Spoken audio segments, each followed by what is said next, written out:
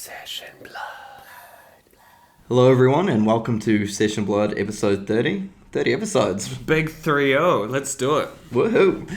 So this week, our main focus is going to be, we just want to have a look at some of, I feel like, the international meta. Because we know we've seen quite a few skirmish events go down. Some really good participation, I thought. Like, we've got like 64-person events and all that, which is amazing. And now the skirmish season. So skirmishes are online events. Well, not all online, but in COVID times, predominantly online events that you can just tune into these all over the world. They're organized by your local LGS. So if you haven't heard about them, definitely check out fabtcg.com for your local information on how to sign up to a skirmish.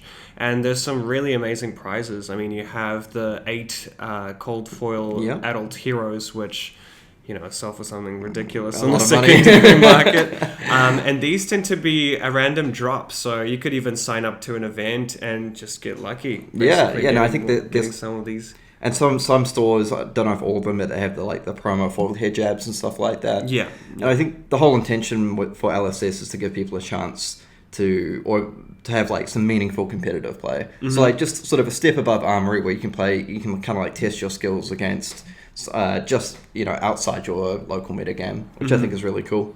Yeah, and it's good to see these events here, as you said, hit those high player marks, like the 64 event. That was that was really cool, because I know it's not the easiest sometimes. Having to set up your webcam and set up everything to get it going. I know there's some helpful stuff online.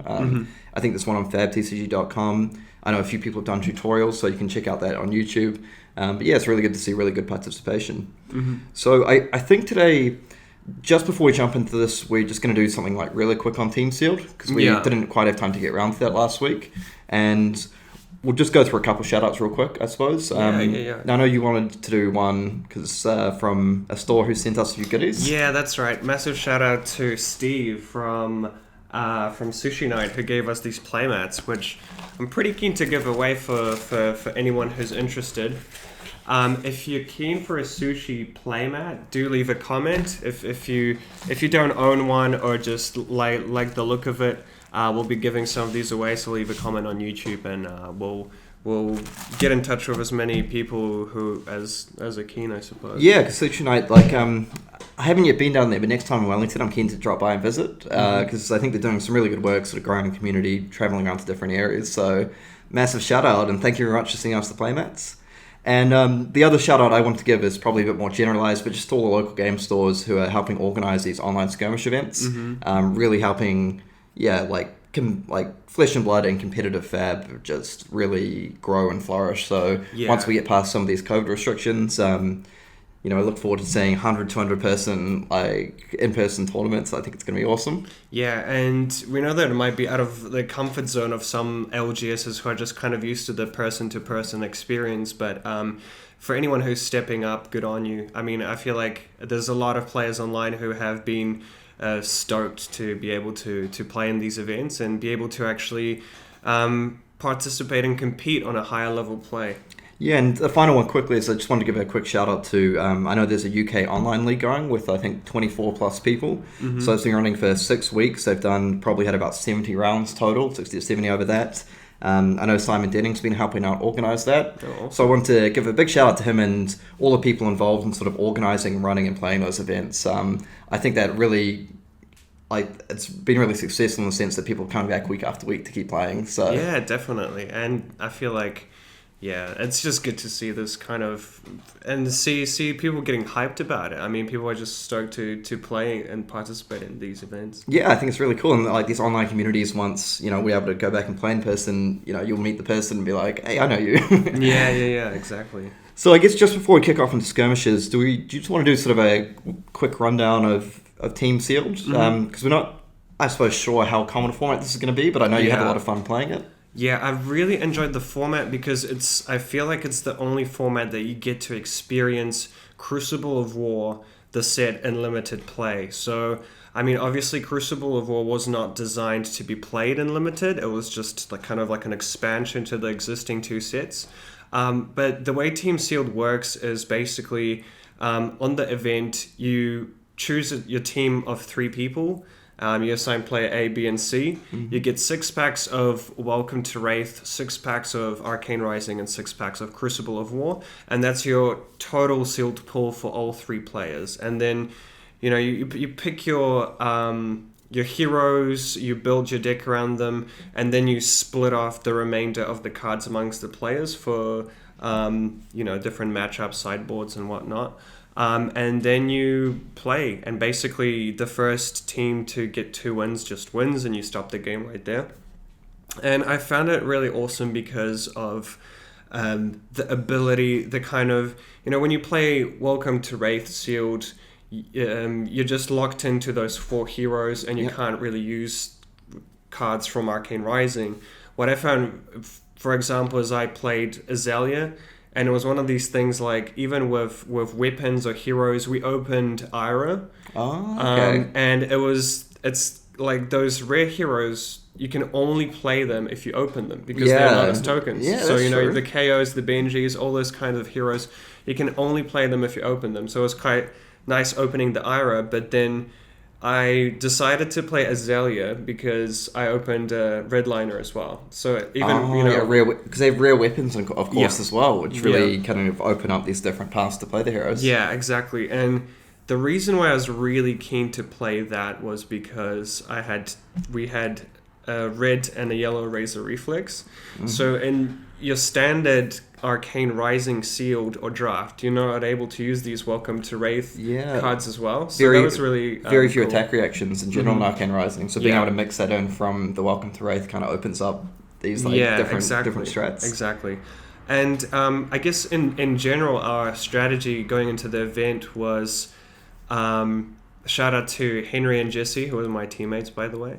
But we noticed that, obviously you have 6 packs of each set, and there's only 6 packs of Arcane Rising, which means the chances of getting a lot of null runes between 3 people is really small. So we're definitely keen to lock in Kano, and I feel like that was definitely a great call because Henry teared up. I'm pretty sure he won every one of his games. Nice. And the Kano was just insane. But yeah, Jesse played a great warrior as well. One of the first boosters I opened was a Glint of the Quicksilver, and also Courage of Blade Hold, which kind of like... I felt bad for choosing Azalea. I feel like actually the correct thing to do was to go Ira, because I kind of stole the 2 Razor Reflexes of Jesse. I see. But he still did really well, and we ended up going 4-1. They basically carried me because I was 2-3 myself, but when your team wins, you win. And you don't want to be that guy playing Iron. Hey guys, we're playing this. We're playing this fun team sealed format. Attack for 1, attack for 2. I guess one thing as well, potentially, if you have a wizard play, there might be a case that you're wanting to feed them a lot of the generic blues and things like that as well. Yeah, that is absolutely right. That might work in, but I guess, there could be a situation where you open all these, like, blue Rising Knee Thrusts and Whelming Gust Waves and Crane Dance, and you're just like, all right. Yeah. That's the thing. We didn't have many kind of the ninja combos. Yeah. The ninja lines weren't really synced, but I feel like as Ira, you don't really care. You just care about those, like, blue pitch 0 cards. Played Ira Pile. Yeah. But the main thing that kind of pushed me towards Azalea was I had those bullseye braces, which meant that I just had like an arcane barrier, an extra one, because I wouldn't have had any arcane barrier. So I just felt like if I versus a wizard or runeblade, I would just be completely... That's true, because it's quite critical, because even against, like, we talk about null rune barriers for... arcane barrier for wizard, but of course for runeblade as well. Just even having that one is so critical. Otherwise, you're just kind of on this clock that 20 rune chance, No, it's a great format, and anyone who, obviously Crucible of War is pretty expensive to open, but I'd still recommend, even if you want to play casually, it's a pretty casual format, to get some packs of Welcome to Wraith, get some packs of Arcane Rising, and even maybe shuffle up some Crucible cards and make some booster packs out of that. And just get 3 players on one team, 3 on the other, and have some fun with it. Yeah, and I think Crucible Unlimited has been announced actually as well. So maybe sometime in the future we might see Team Steel make a comeback. That'd be quite fun. I wouldn't mind playing myself one time, just play some troll deck. Yeah, and the really cool thing about that event was obviously playing with Crucible. That's what I really enjoyed. There was that aspect of potentially opening cold foils because Crucible was still first edition. But I think the biggest kind of drawing factor was the fact that you could verse the developers. I mean, James White, Jason and Chris, the head developers from LSS were there and as a team and playing. And they actually went 4-1. One team managed to take them down, and yeah. Does LSS even know what they're doing? Yeah, but I definitely recommend it to anyone who's wants to play with Crucible and Limited. I had heaps of fun, and there's just so many options and decisions, and I'm a massive fan of Limited, so I really, really enjoyed that. Yeah, well, maybe once Limited drops, we can organise something along those lines sometime. But I suppose moving along to sort of the main focus of today, which is the skirmish events, and I know there's been both Welcome to Wraith sealed and constructed. Blitz constructed. I suppose we're more keen to focus on the Blitz today. Perhaps we'll look at doing a Welcome to Wraith sealed sort of primer at some point.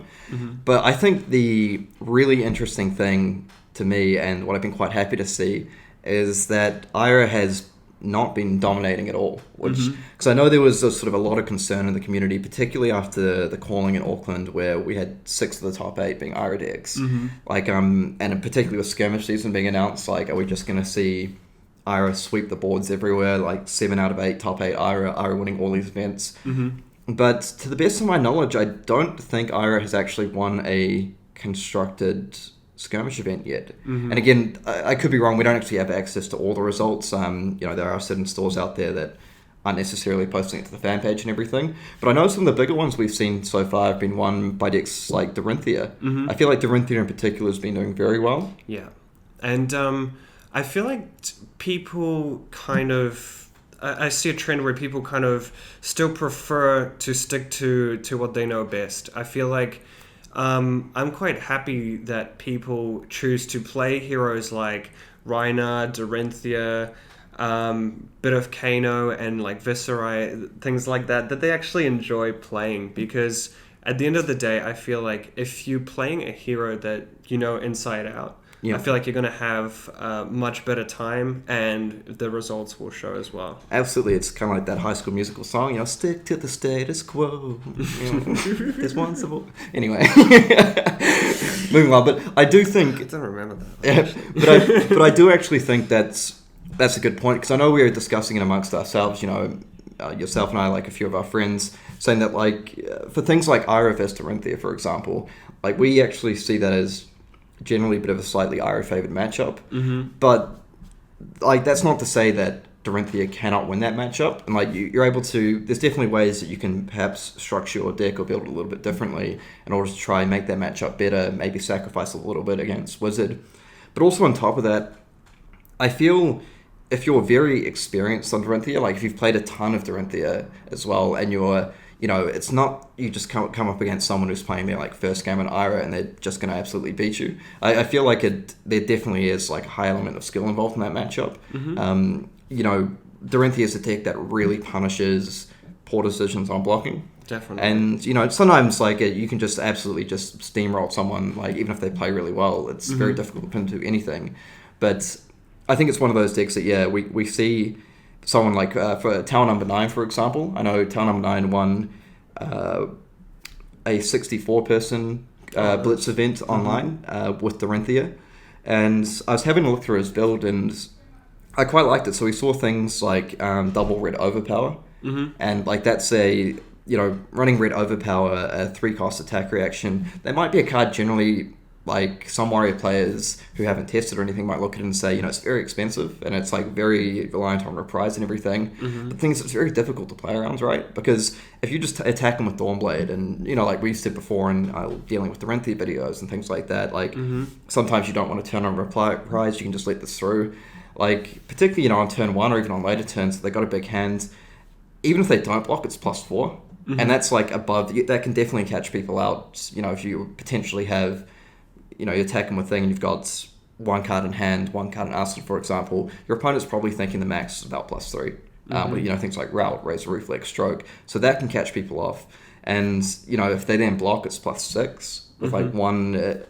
And I just feel it's one of those cards that it goes above sort of traditional breakpoints in Warrior. Like getting +6 attack from one attack reaction, particularly when you have things like energy potions down, you have the, you know, you're using things like Courage of Bladehold to make your Dawnblade free, so that freeing up sort of more and more resources.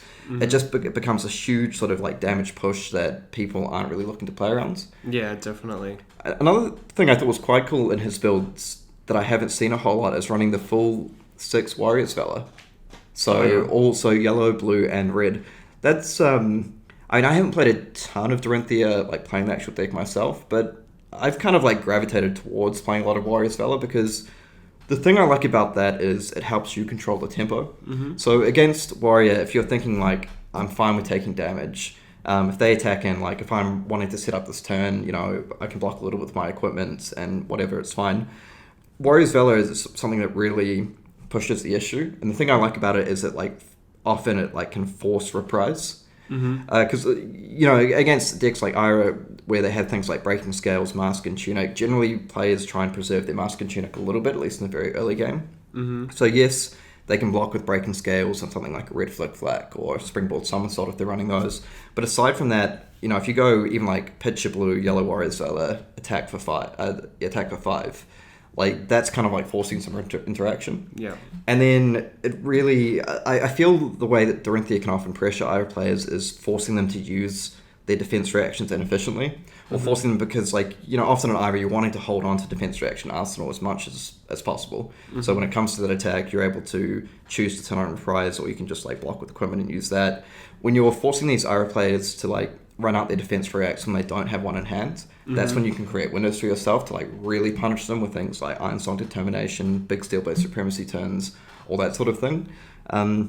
That's exactly what I lost to the calling, to be honest. Yeah. I lost to 2 Warrior players, and both of them just went for an Iron Song Determination with heaps of cards and resources available to just push through. So yeah, because it's definitely, especially I feel like the calling, we saw that shift in Ira going from more of this defensive, running 10 defense reactions to less defense reactions and more threats, which does kind of make that warrior list stronger. Yeah, exactly. And you know, running cards like Life for Life, which are very good on tempo, but particularly with the warrior player, you know, referred to as, they got their armor referred to as the fridge. I feel like, did Jason Thompson come with that? I don't know, but I feel I'm going to credit him. There's a lot of chat about the fridge, the bulky, you know, 3 equips that block for 2 and 1 for 1, and you can just block I guess Command and Conquer for 7, you know, just block it up and keep your hand. Yeah, so things like Life for Life, you know, they're quite good, but a warrior playing a pinch, they have access to all this armor to block it, or they can block second Kodachis, or they can block like a big torrent of tempo, a Command and Conquer. You know, so a warrior player who's really good at identifying the sort of shift and change in the tempo and knows when they need to put pressure on you can really put Ira players kind of like under the pump, I feel. So, you know, we mentioned Jason Thompson, who beat both of us at the calling, you know, one of the top warrior players in New Zealand. And I feel that's how he got me as well, because he just like never took his foot off the gas. So he kind of just kept forcing the issue over and over again. And, you know, I thought I was being really smart, being like, I'm not going to trigger a prize. That's exactly what I did. And then you're just like, oh, attack with Dawnblade for 3. And you're like, I'm not going to block that. I don't care. It's like, razor reflex. Yeah, stroke of foresight. You're like, whoa. Even things like Sharpened Steel, like, you know, playing Sharpened Steel, attacking with the Dawnblade for 6. And I'm thinking, like, I've got a small life lead. I'm like, I'm actually prepared to take like 6 or potentially more damage here.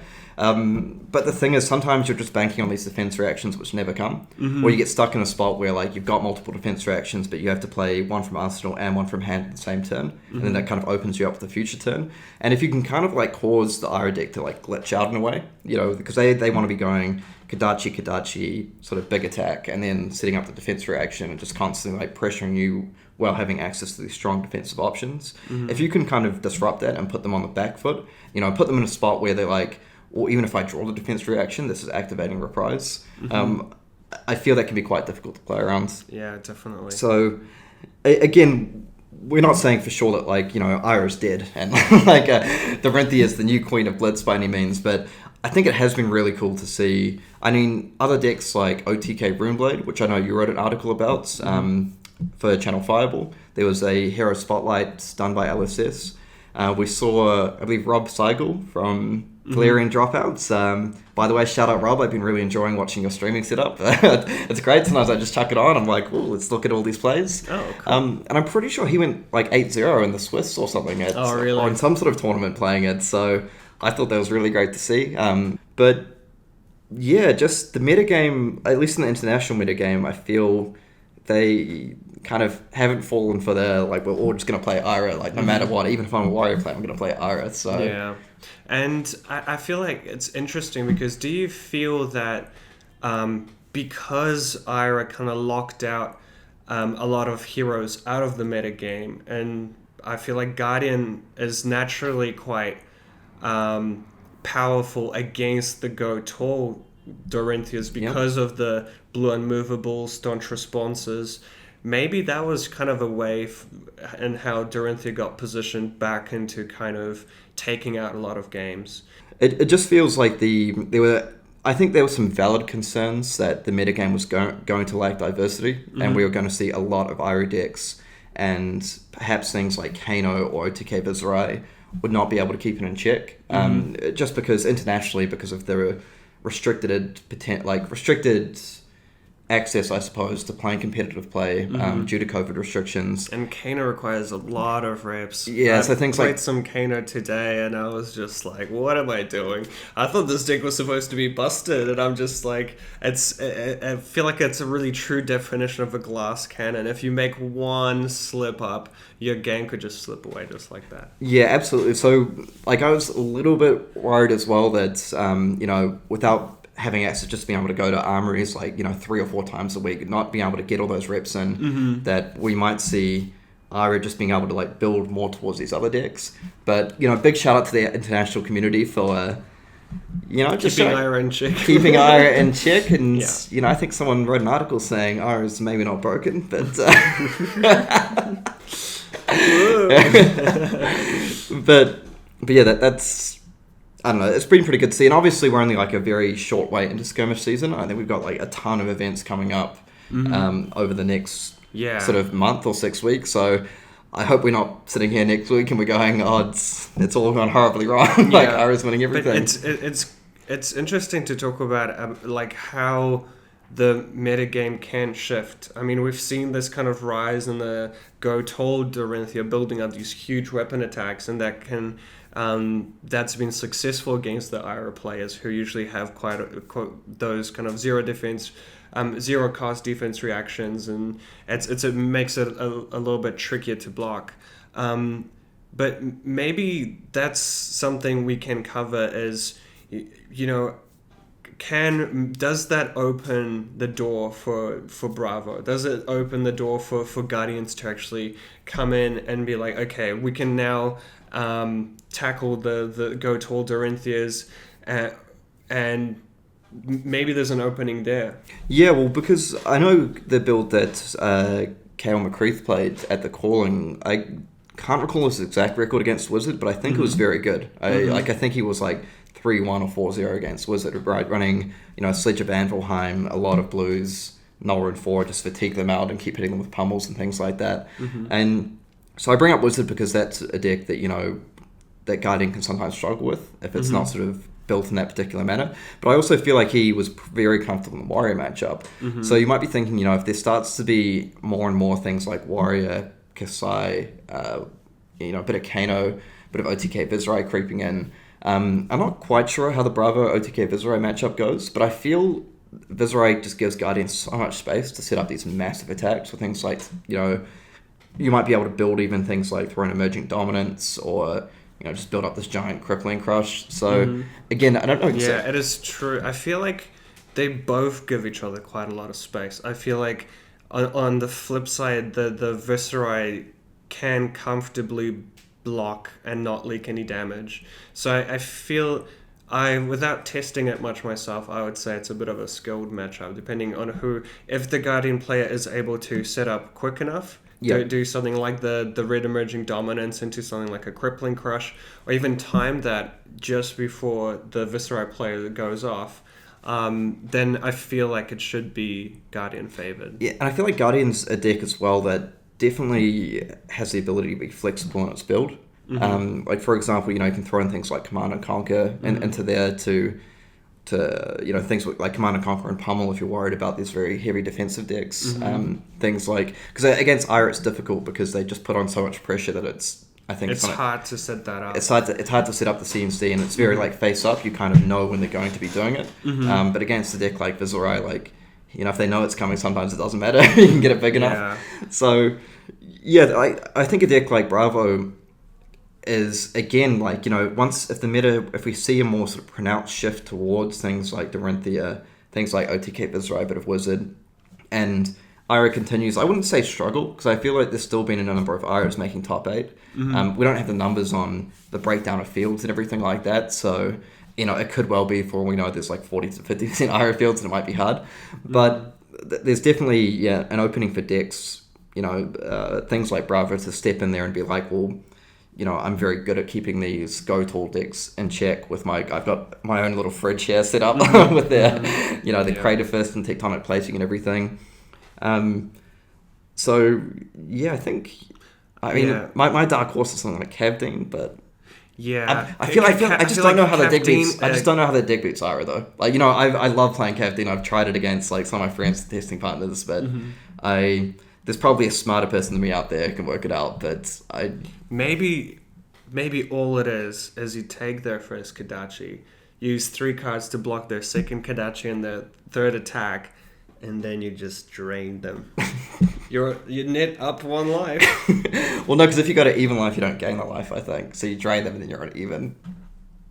No, they lose a life. You gain the life that you took from Kodachi.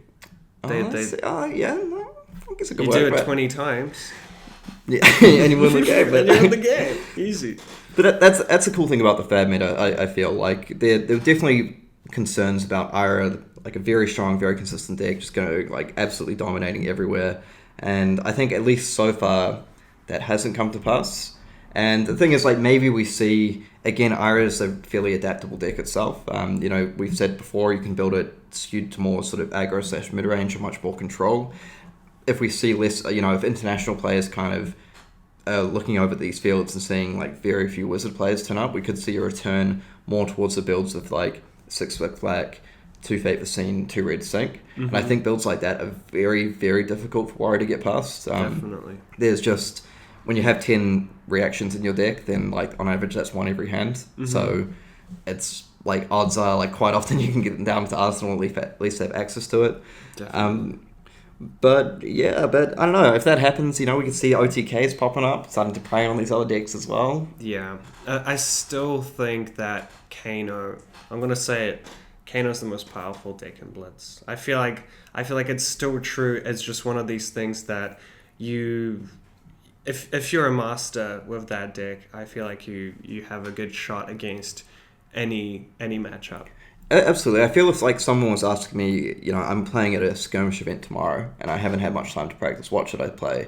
I'd probably suggest something like Ira, because like you're probably not going to win the tournament, but at least you could pick up playing that deck well. But if someone told me I want to play like a big Blitz event in 1 month, I'm dedicating time, I'd say Kano. I feel, because I've played every hero, 300 hours in every hero. Which hero would you recommend I play in the next tournament? Yeah. No, that's true. And I feel like I quite enjoy that about the whole skirmish and the whole Blitz thing, is that there are heroes that actually do require to be extremely skilled in, and I feel like these barriers are slowly gonna get pushed. I feel like even things like Benji, we haven't seen much Benji play. That's true. And I feel like there's a lot of these heroes that you can really specialize in. Even Azalea can do extremely well. That you can practice and practice and practice and really push them to the limit and really adjust the list to the metagame in order to win. Because I think one thing we said is that like someone playing a player who's extremely experienced on one particular hero, they've played hundreds of games on it. I mean, if they're coming up against a matchup against someone who's like, a little bit newer, who's picked, maybe played like 5-10 games on the deck or something, I feel like generally speaking, that experience is going to shine through and quite often even carry you through a bad matchup. Mm-hmm. That's not always true. There are some just like horrendous matchups where it's like you're the best ever. That's like very difficult. But I think we've seen that sort of hold true for things like, Dorinthea taking out a tournament, probably in a reasonably heavy Ira field, along with other things. So yeah, I think it goes to there's something to like sticking to your guns and playing like dedicating yourself, playing a certain deck and saying, look, I know this might be difficult matchups, but I prepared for these, I practice these, I know the different lines of play, I know the pressure points, so I'm going to commit and do it. Yeah, definitely. And I feel like something that we can talk about next week, because I'm going to be playing in the Welcome to Wraith sealed skirmish event on the weekend here in Auckland. Maybe that's something we can focus on for the players out there who are interested in that particular format. I've heard some strategies that sound very promising. Okay. I don't want to give anything away until that event. I feel like it'll be the only event I can play in for sealed for the foreseeable future. But yeah. I mean, I haven't played in Welcome to Wraith sealed myself in a very long time, so. I'm hoping one of my friends or teammates can, give me some sort of something akin to the Runeblade pile where you just say, look, you just take all these cards and like do this, and it's very easy. And I'll run you through it. You're gonna top 8 again. I'll probably come 9th. That's what I want to see. I'll be like, why? Well, yeah, I think that's pretty much it. Yeah, maybe next time we'll go through a bit of Welcome to Wraith sealed. Hopefully, when more and more deck lists start popping up as well, we can actually spotlight a few of those in regards to Blitz. I recommend having a look at Tower Number 9's Dorinthea deck list. I thought that was quite cool. And what I'd really like to see is like some total rogue deck from left field take out a tournament, so we can really sort of dig down and look at that. Yeah, you probably want a Cav Dean. Oh, Cav Dean. If someone wins a skirmish with Cav Dean, like, hit me up. It doesn't draw. If someone wins a skirmish event with Cav Dean, hit me up because I will send you a special prize myself. Yeah. Like, that's akin to my Data Doll challenge. I don't think that anyone's done that yet, but yeah, absolutely. So next week we'll come back, have a look at Welcome to Wraith sealed. I'll show you guys my cold foil hero that I won. Karol can tell you about his experience coming 10th. Classic. And maybe if we see some sort of more interesting developments in the Blitz metagame, we see some cool deck lists pop up, we'll cover those a bit further. Yeah, definitely. But yeah, I think we managed to cut off a little bit shorter this week, so you don't have to listen to us straight on for an hour. And definitely, if you're keen to get one of these playmats, leave a comment. I'll also be featuring some of Kashan Rose, his alternate art. Altered Heroes? The Altered Heroes. He gave us some to give away as well. So if you like any particular one, let us know in the comments as well, and we'll post up all of as many as we have. Yeah, sweet as. Well, thanks for tuning in, everyone, and we'll catch you next week. See ya. Bye.